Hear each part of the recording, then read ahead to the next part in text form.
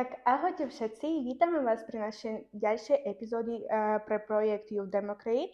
My sme Youth for Equality z Trnavy a dnes máme našeho ďalšieho hostia, to sú Lea.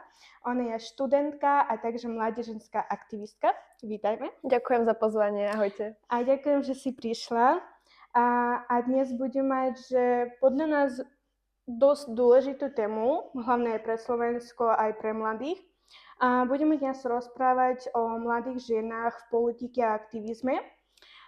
Tak asi na začiatok chcela by som ťa poprosiť, že niečo povedať o sebe, že čím si zaujímaš, akože ako si došla k tej téme, alebo niečo o sebe. No tak ja som Lea, ako si povedala, a venujem sa aktivizmu, čo si tiež povedala. V prvom rade ja som študentka, takže mimo iné moje aktivizmy na sociálnych sieťach, ale aj offline sa venujem teda štúdiu a potom už teda tomu aktivizmu robím aj rôzne projekty, ako napríklad Poeti z ulice, čo je komunita básnikov, kde sa snažíme mladých ľudí namotivovať do toho, aby písali a aby sa nehambili za to, že píšu a aby mali priestor, kde to zdieľať. A ako si dostala k tomu aktivizmu, čo ťa podvihlo k tomu? Vieš čo, ja tu mám už pin All for Jan, tak ako prvým takým tým bodom bol určite vražda novinára. Ja pochádzam akože z veľmi politickej rodiny, kde sa v nedele pozerá politika, aj sa rieši pri nedeľnom obede, ale aj pri obedoch cez týždeň. Takže ja som z tohto strašne šťastná, že môj detko bol práve ten, ktorý mi vysvetľoval presne nejaké politické termíny, o tom, ako funguje napríklad parlament, o tom, ako fungujú voľby a tak ďalej. Takže toto boli presne tie časy, preto ja vždy hovorím, že do politiky ma doniesol detko alebo priniesol, pretože on bol taký ten prvý človek, ktorý ma do tohto namotivoval. No a potom bolo to veľmi pekné, lebo presne tí ľudia, o ktorých mi detko hovoril, tak tých som teraz mu predstavila osobne, takže je to taký pekný kruh. No, ako som všimla, že tvoj detko asi najviac ťa inšpiroval k tomu, že k aktivizmu a k tej politiky. Možno bol ešte niekto, že kto ťa tiež v tom aj podporoval alebo ešte viac inšpiroval k tomu, okrem tvojho detka? Tak určite to boli ženy vo verejnom priestranstve. Bola to napríklad Zuzana Čaputová už neskôr, keď som sa venovala tej politike. Boli to naozaj že ženy vo verejnom priestranstve, ktoré sa nebali povedať svoj názor a išli s kožou na trh, takže určite takto. Ešte som chcela spýtať, že kedy si začala ten, že asi taký najaktívnejší svoj aktivizmus, kedy si začala k tomu najviac zapojovať, kedy si to stalo? Vieš čo, ja som sa začala venovať politike už od mojich 14 rokov cca, že vtedy som sa začala tak vzdelávať v tomto obore. Ale taký ten pravý aktivizmus, tak to bolo, myslím si, že v rokoch 2023, keď boli voľby do parlamentu, ale tak samozrejme ešte aj v roku 2019 si pamätám, že sme robili protesty na našej škole, alebo sme sa ako mladí ľudia angažovali na rôznych protestoch alebo stretnutiach, takže aj vtedy to bolo také, že veľmi aktívne, ale v takom menšom množstve. V 2023 už som mala nejakú platformu vybudovanú, kde som dávala nejaké politické TikToky alebo tak, takže to bolo, že som si z toho robila srandu. A určite akože by som to aj definovala tak, že keď som zažila kampaň do eurovolieb za Progresívne Slovensko, kde som pracovala, tak vtedy ten aktivizmus bol veľký a videla som tam, že dokážem sa stretávať s ľuďmi. Prešla som vlastne celé Slovensko s bývalým premiérom pánom Odorom. A dokázala som sa rozprávať s tými ľuďmi a byť v takom tom offline aktivizme, takže to bolo úplne super. No a teraz asi, že naozaj tu politika tvorí veľkú časť mojich sociálnych sietí, na ktorých akože robím si z toho trochu srandu, lebo myslím si, že to chyba vo verejnom priestranstve, že všetci sa bereme podľa mňa strašne vážne a to je podľa mňa super a aj to ide, tak sa z toho teším.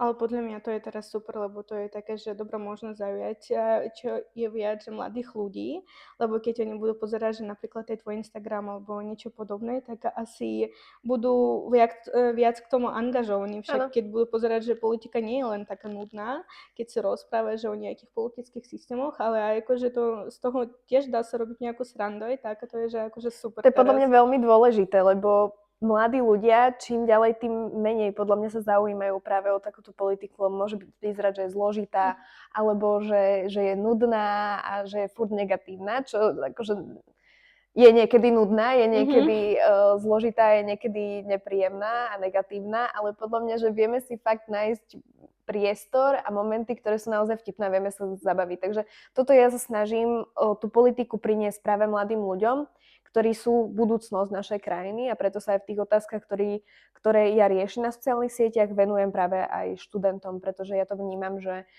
študenti sú ako keby vládnou koalíciou momentálne braní ako nesvojprávni, ktorí si nevedia nejaký názor uceliť a to je podľa mňa scestné úplne. Áno. A ja by som možno chcela ešte vrátiť sa, že ty si začala dosť ráno, že ako si povedala, že v tých 14 rokov, pardon, akože možno ty si stretla s nejakými predsudkami, akože ako mladá žena, keď si začínala. Ono to nie je len, že keď som začínala, ale aj teraz mi chodia komentáre, že som mladá, že mám doštudovať, že som nič nespravila pre tento štát, čo mi príde maximálne scestné, lebo akože raz mi to povedal jeden muž, s ktorým som kedysi tancoval v folklórnom súbore. A on podľa mňa, že zabudol, že my sme spolu tancovali a že sa teda poznáme, aj naše rodiny sa poznajú, alebo teda s mamkou sa poznajú, tak som bola taká, že fú. Ale áno, akože stereotypy sú tam vždy. Keď si žena, už tie stereotypy sú akože nálepka, ktorú si nesieš celý život. A keď si ešte mladá žena, tak to je, že ešte si aj mladá, ešte si aj žena, ešte aj študuješ a nič si nespravila pre tento štát. Takže ono podľa mňa je to niečo, čo sa so mnou bude viesť podľa mňa do nejakých 40 rokov. Takže ja som s týmto akože už zrozumená. No, teraz to je taký, že veľký problém. Akože podľa mňa je, že po 40 rokoch aj tak sa budú že nejaké predsudky, pokračujú v tom. A tak chcela by som ťa spýtať, že čo si myslíš, prečo podľa teba, že mladé ženy akože vstupujú do politiky menej často ako napríklad aj muži? Vieš čo, tak je to už tá nálepka, ako sme povedali, že tá váha toho, že musíš si dávať, ako keby na ženy sa pozerá úplne inak ako na mužov, to je niečo, čo je jednoducho, nechcem povedať dané, mali by sme sa s tým nejako vyrovnať, to nie je to, čo si myslím. Práve, že žena musí o dosť viacej vo verejnom priestranstve zniesť ako muž. Či už je to to, že ako vyzerá, aký je jej sociálny status, aký má vek, to sú všetko, aký má background, to sú všetko veci, ktoré ako keby robia relevanciu pri ľuďoch na to, aby si o ne vytvorili obraz, čo je úplne scestné. Že napríklad aj pani Vašariová ako kandidátka na prezidentku nám hovorila na našej škole, keď mali sme diskusiu, že po nej kričali, že vráť sa späť do kuchyne, deti sú hladné. To sú veci, ktoré jednoducho ženy sa s nimi stretávajú a myslím si, že veľa žien nechce ísť práve do tohto kvôli tomu, že nechcú obetovať aj svoj komfort, aj to, že svoje mentálne zdravie a nejaký kľud. Takže ja si myslím, že práve kvôli tomuto a už vidíme, čo sa stalo s pani prezidentkou Čaputovou, ako ju linčovali za to, ako vyzerá na jej dcéry, potom niekto im prišiel, sa im chcel vlámať do domu, to sú všetko veci, ktoré zohrávajú úlohu. Potom na tribúnach skandujú, že je americká to, čo povedali a to nie je v poriadku jednoducho, že tá základná slušnosť by mala byť aj voči ženám, aj voči mužom a nejako sa na to tak pozerať, že ženy nie sú menej ako normálny človek alebo ako muž. Že to len za to, že je žena, to nie je tak. To tak by nemalo byť. No, ty si máš nejaké nápady, ako ty si tie bariéry zvládáš, akože osobné, možno nejaké tie predsudky je, že ten sexizmus voči tebe a možno by ty si vedela tiež poradiť niečo aj pre mladých ženov, tie, ktoré budú počúvať ten podcast, že ako s tým nejak bojovať alebo niečo spraviť. Vieš čo, ja sa na to nejako tak nezaoberám sa tým, že áno, niekto mi napíše, že som mladá, niekedy odpíšem, pokiaľ to nie je nejaký komentár, že som opica hnusná a podobné, takže to také už bolo. Ja sa jednoducho nevyjadrujem práve k takým tým hejtom, trolých fariem, lebo tak pracujem spravujem sociálne siete, takže viem, ako fungujú práve trolie farmy a všetky tieto podobné veci, takže ja nemám potrebu nejako sa im venovať. Ak to je, ako som povedala, známy alebo človek, ktorý viem, že je reálny a mi napíše, že nič som nespravila pre túto republiku, tak vždycky mu odpíšem úplne slušne. A ja nemám problém diskutovať de facto s hocikým.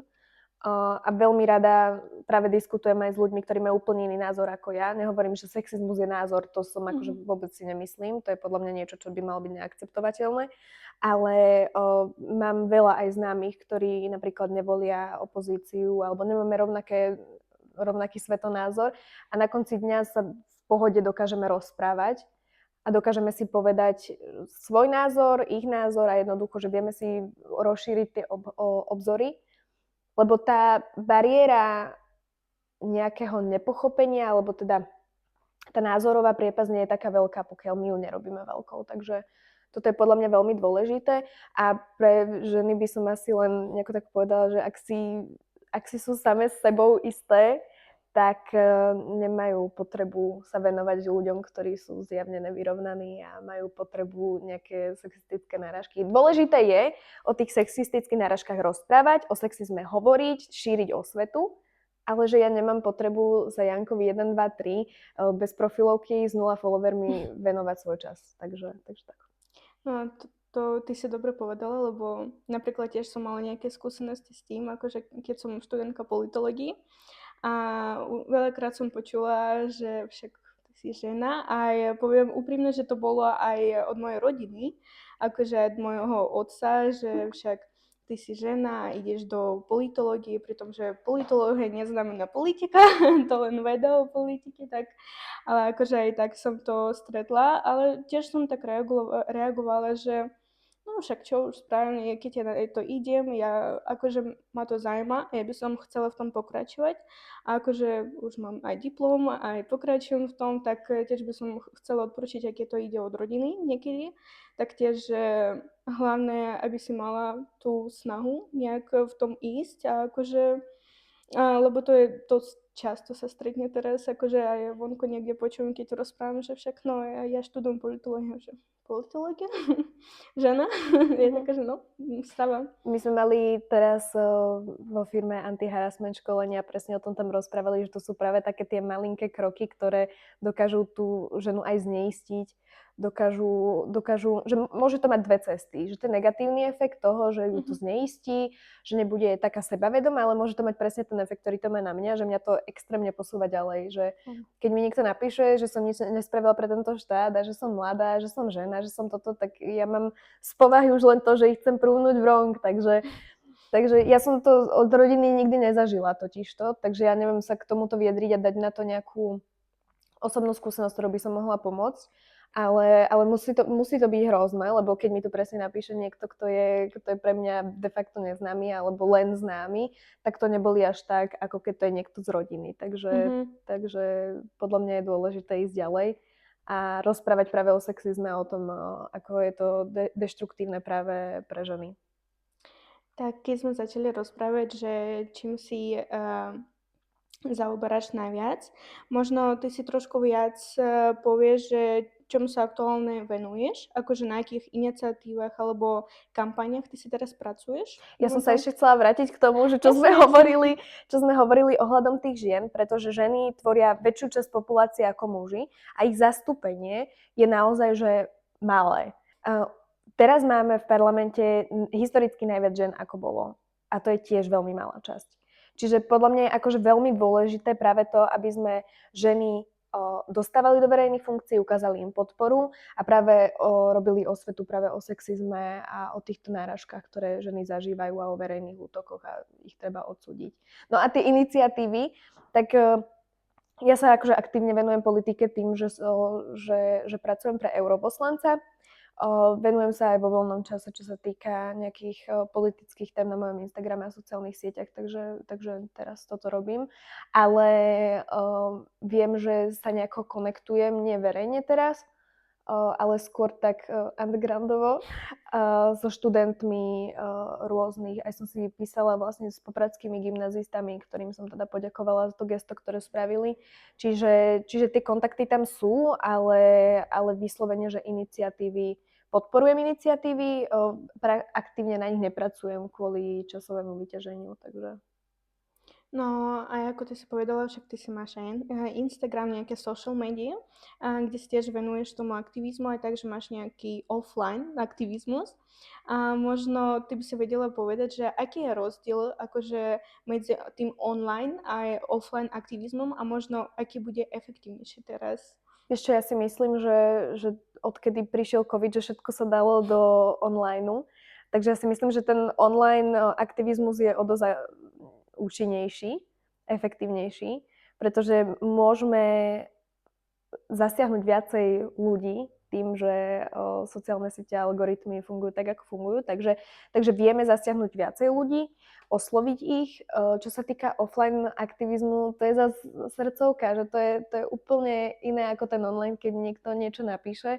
Ten offline je naozaj, že cítiš toho človeka, cítiš tú ľudskosť, niekedy aj z negatívneho hľadiska, ale že je to naozaj príjemné. Že podľa mňa akože symbióza offline a online je veľmi dôležitá, pretože na to, aby si robil dobrý online aktivizmus, nemôžeš stratiť práve kontakt s ľuďmi.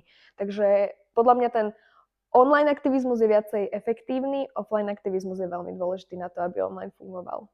Taká si ešte takú jednu otázku, že k tomu aktivizmu. Možno ty si máš nejaké porady tiež pre mladých, ktorí sa chcú začať alebo angažovať k tomu aktivizmu.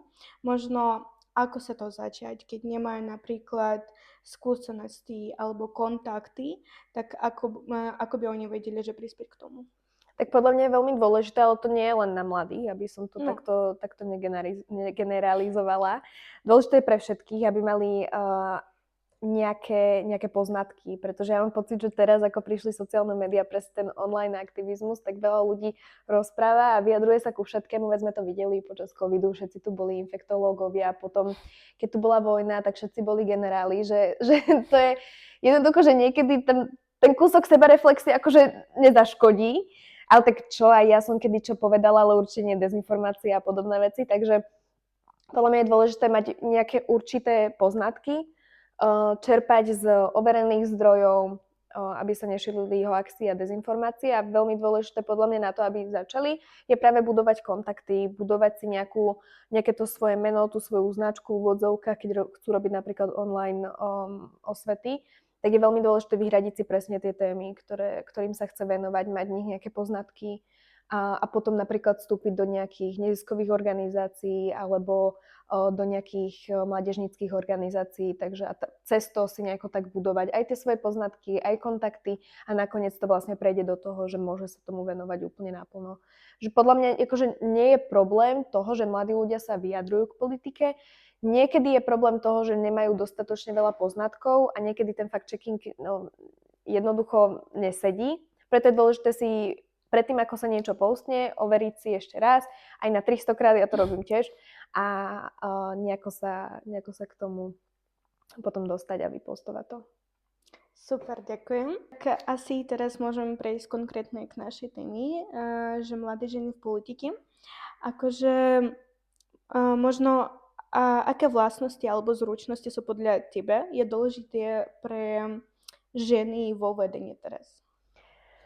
Tak je to podľa mňa, že extrémna miera trpezlivosti a takej vnútornej sily, lebo naozaj, že tie útoky, s ktorými sa ženy vo vedení alebo v politike alebo vo verejnej sfére stretávajú, je desivá.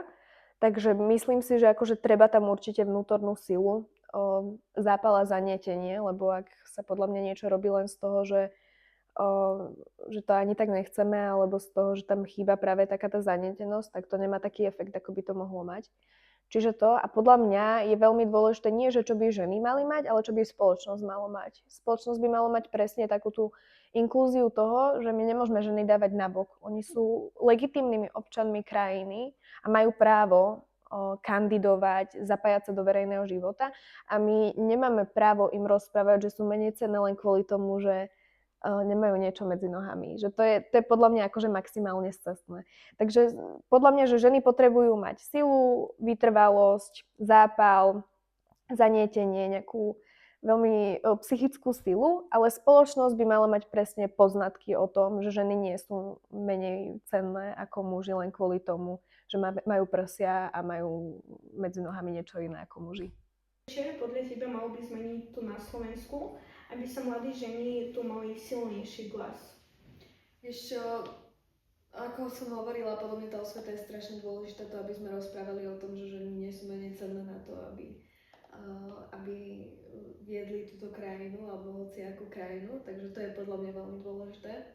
Dôležité je podľa mňa aj takéto vzájomné pochopenie toho, že ja mám napríklad prsia a nemám medzi nohami to, čo má napríklad môj priateľ, že jednoducho nie som menej cenná len kvôli tomu, že skôr by sme sa mali pozrieť na tú obsahovú stránku, čo hovorí, ako hovorí.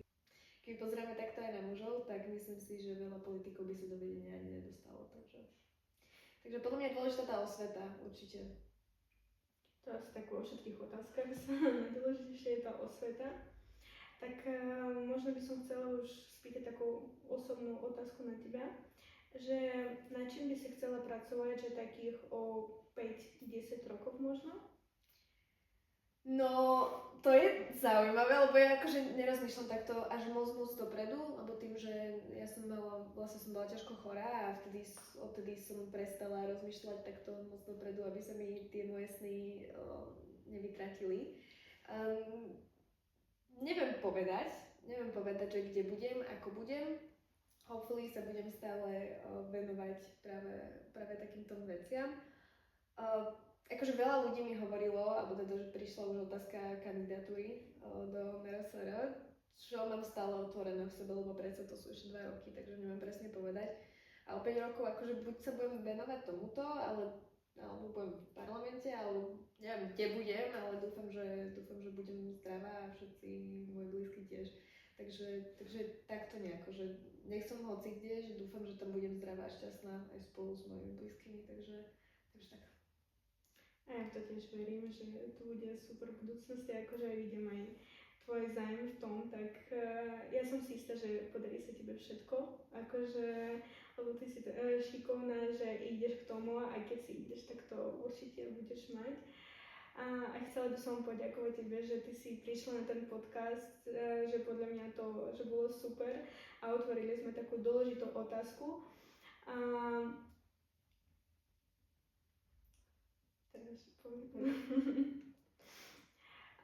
Ešte raz ti ďakujem krásne. Ja tebe ďakujem, že som mala túto možnosť, že my sme sa stretli inak v kaviarni. A to je podľa mňa, že úplne úžasné, že tá kaviareň spája a škola to tiež. Takže ja ti veľmi pekne ďakujem, že som mala tú možnosť a že toto robíte, je to veľmi pekné. Som z toho rada. Krásne, ďakujem. A ďakujem tebe krásne. A ďakujem všetkým vám, ktorí sú počuli ten podcast. A stretneme sa v ďalšej epizóde. Čau. Čau.